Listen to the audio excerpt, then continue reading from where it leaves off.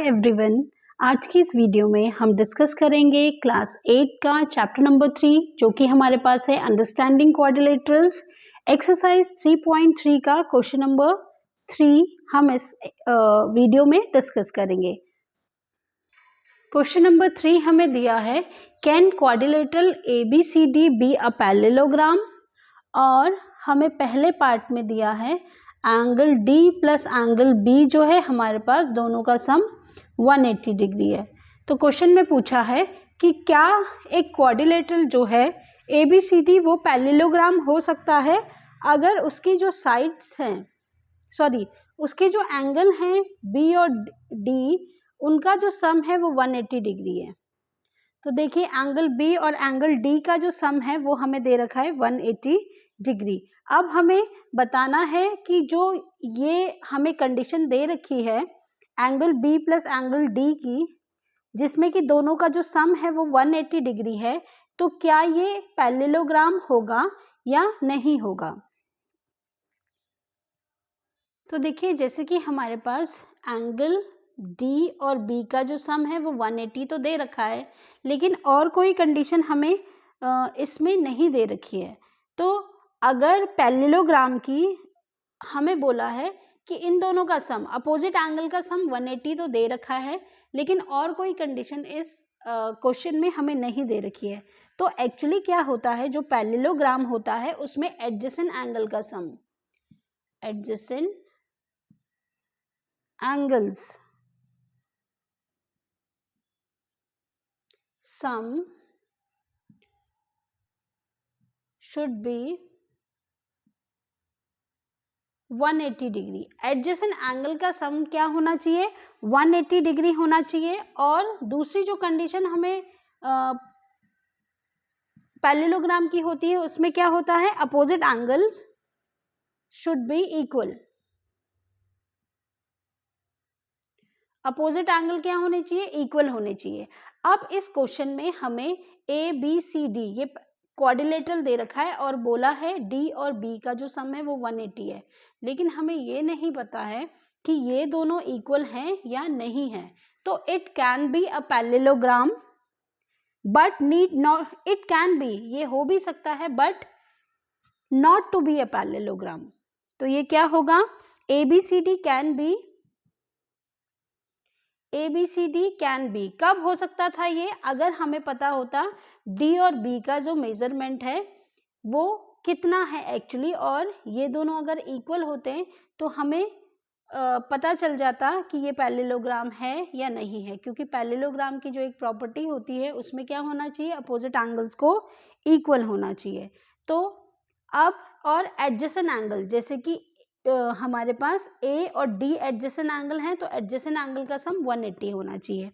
तो ये क्या हो सकता है, ABCD can be but need not to B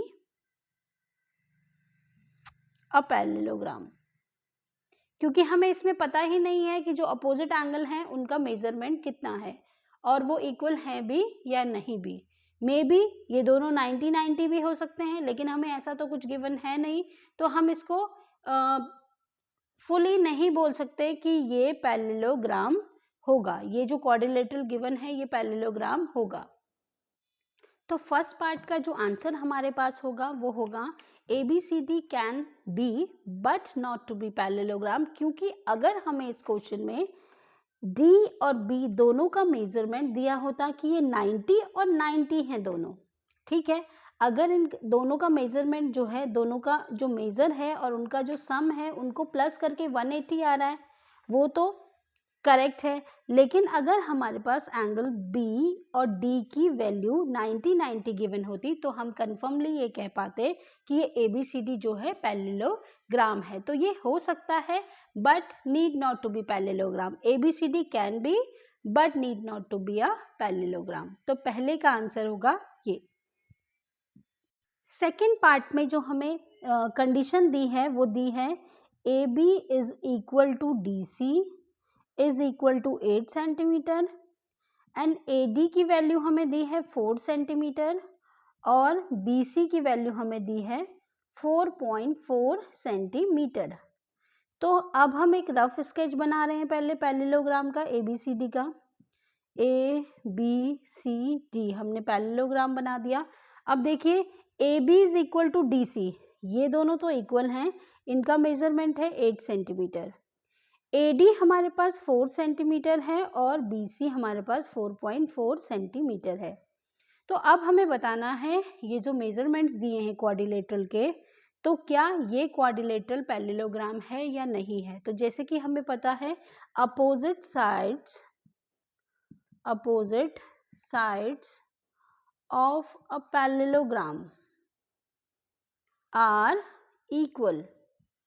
तो opposite side of a parallelogram equal होती हैं, तो क्या होगा, इसमें जो हमें दिया है AB is equal to DC, AB is equal to DC तो दिया है, ठीक है, ये इक्वल है, लेकिन AD is not equal to BC, AD जो है BC के इक्वल नहीं है, तो ये जो है पैरेललोग्राम की कंडीशन को फुलफिल नहीं कर रहा है, तो this ABCD will not be a parallelogram. ABCD is not a parallelogram.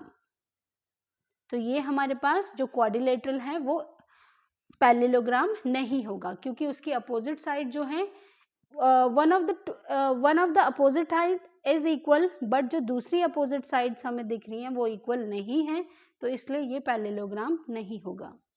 Third जो हमें दिया है, थर्ड कंडीशन में हमें दिया है कि angle A is equal to 70 degree and angle C is equal to 65 degree.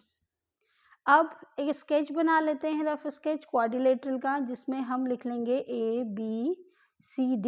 ये हमने क्वाड्रिलेटरल बना लिया।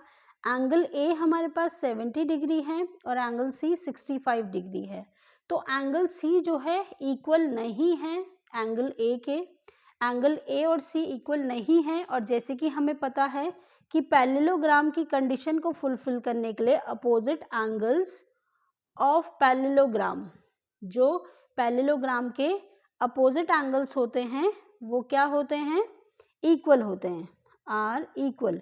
लेकिन यहाँ पे हमें दिख रहा है कि जो A और C है वो इक्वल नहीं है, तो ये जो क्वाड्रिलेटरल है ABCD is not a parallelogram. तो ये ABCD जो हमें क्वाड्रिलेटरल दिया है वो पैरेललोग्राम नहीं है।